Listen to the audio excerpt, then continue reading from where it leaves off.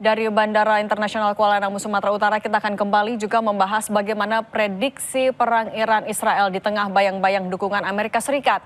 Apa dampaknya bagi dunia? Kita bahas bersama Guru Besar Ilmu Politik dan Keamanan Universitas Padjadjaran, Profesor Muradi, dan pendiri Sinergi Policies, Dina Prapto Raharja. Selamat petang semuanya. Selamat petang, Mbak Cindy.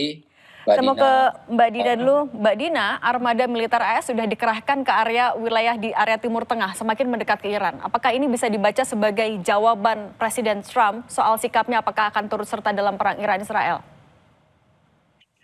Presiden Donald Trump di Amerika Serikat itu maju dengan kampanye Make America Great Again, ya, membuat Amerika kelihatan besar lagi. Dan situasi yang dihadapi sekarang ternyata tidak linear dengan apa yang direncanakan. Saya melihat ini sebagai buah simalakama juga buat Amerika Serikat. Satu sisi Israel berarti akan terus push, ya, terus untuk memaksa Amerika Serikat untuk ambil bagian membantu Israel, meskipun sebenarnya di dalam negeri Amerika Serikat situasinya itu nggak logis, ya, membuat situasi makin kompleks secara ekonomi juga buat Amerika Serikat, dan tentunya akan berat juga Amerika Serikat kemudian mau nggak mau harus ikut campur nanti di isu Ukraina dan Rusia, dan posisinya juga berarti harus ambil bagian secara militer lebih aktif. Jadi saya melihat ini sebagai posisi post power syndrome-nya Amerika Serikat, justru menandai bahwa Amerika Serikat ini posisinya betul-betul menukik turun sebagai kekuatan dunia, karena Israel terus memaksa untuk keluar dari apa yang dimaui oleh Amerika Serikat. Saya kira Amerika Serikat sebenarnya nggak ingin, ya.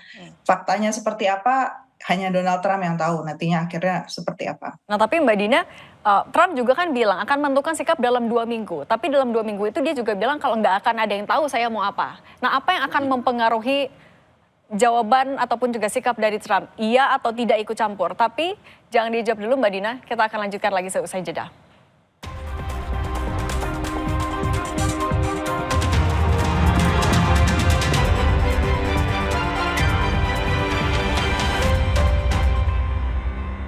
Kita kembali lagi bahas eskalasi perang di Iran dan Israel. Saya ke Prof. Muradi dulu. Prof. Muradi, Iran meluncurkan serangan ke titik fasilitas publiknya Israel. Dia bilang kalau ini adalah serangan yang proporsional. Tapi dengan menyerang pusat penelitian Weizmann Institute, apakah ini akan sebegitu signifikannya untuk melemahkan Israel?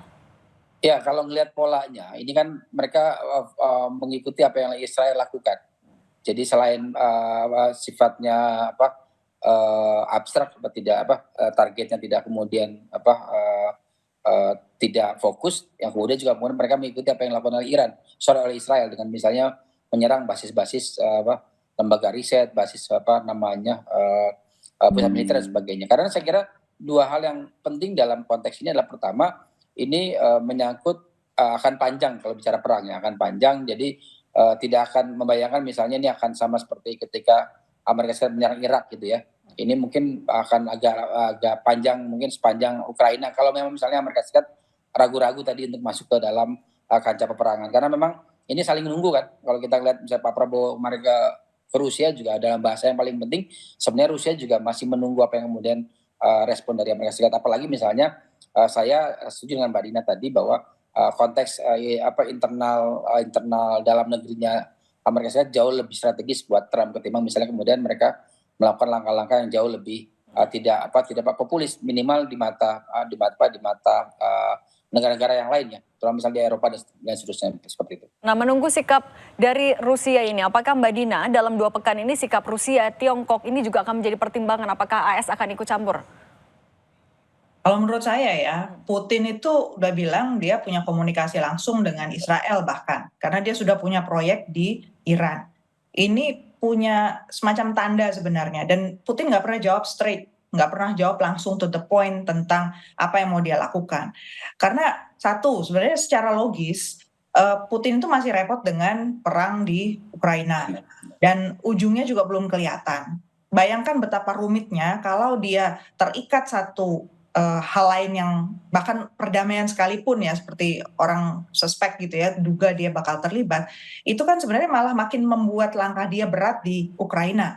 Jadi harus seirama gitu dua hal ini. Padahal kan jelas-jelas bukan satu hal yang seirama. Kalau kita lihat Eropa aja sekarang dalam posisi yang rumit, karena kalau dilihat bentuk serangan Israel kepada Iran, ini kan udah menunjukkan nadanya sebenarnya sama seperti Rusia dulu menyerang Ukraina kan, agresi kan, melakukan agresi langsung. Kenapa dia tidak mengutuk dan malah bilang bahwa ini self defense.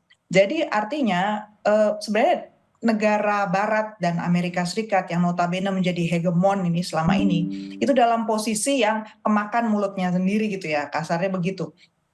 Sangat sulit dia mempertahankan posisinya, tetapi di mata dunia trust-nya itu sebenarnya turun. Jadi saya malah berpikir Rusia dan Cina itu justru akan jauh lebih hati-hati dalam melangkah karena dia tahu biarkan saja kredibilitas Barat ini turun dulu bahkan hancur.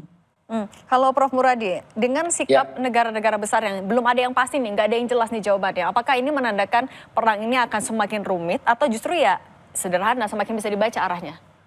Ya kalau misalnya koalisi Qatar di luar dua negara ini, saya kira justru jauh lebih simplistis ya.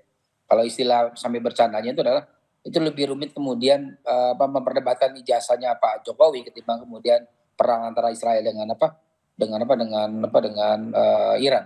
Artinya memang secara prinsipil sebenarnya keberadaan Iran Israel sendiri juga dia kalau kalkulasi misalnya kekuatan militer ya. Saya kira dalam hitungan 3-4 bulan mereka sudah habis. Habis artinya habis secara alutsista ya. Artinya mungkin mereka akan mendapat sokongan dari negara-negara lain. Itu yang saya kira penting buat digarisbawahi. Uni Eropa saya kira sampai hari ini juga belum satu ya. Misalnya ada disebutkan misalnya Jerman mengirim bantuan untuk alutsista dan sebagainya. Sementara negara-negara lain masih nunggu. Dan untuk Rusia sendiri saya kira saya menangkapnya memang ini adalah pertarungan yang nggak mudah.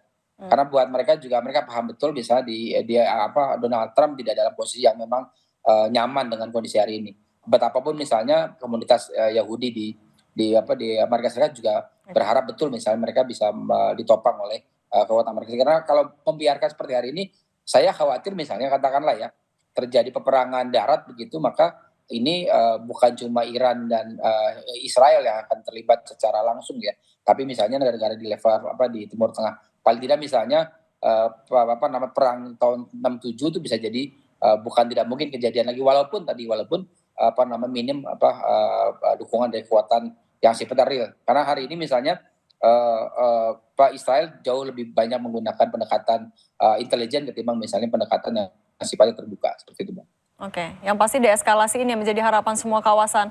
Prof. Muradi dan Mbak Dina Praptora Harja, terima kasih sudah berbagi di Kompas Petang. Sehat selalu semuanya. Terima kasih, selamat petang. Saudara, event Jakarta Fair kerap dinanti masyarakat karena menawarkan banyak promo dan produk terbaru. Pengunjung yang datang tidak hanya dari Jakarta, tapi juga dari wilayah lain. Kami akan hadirkan informasinya sesaat lagi.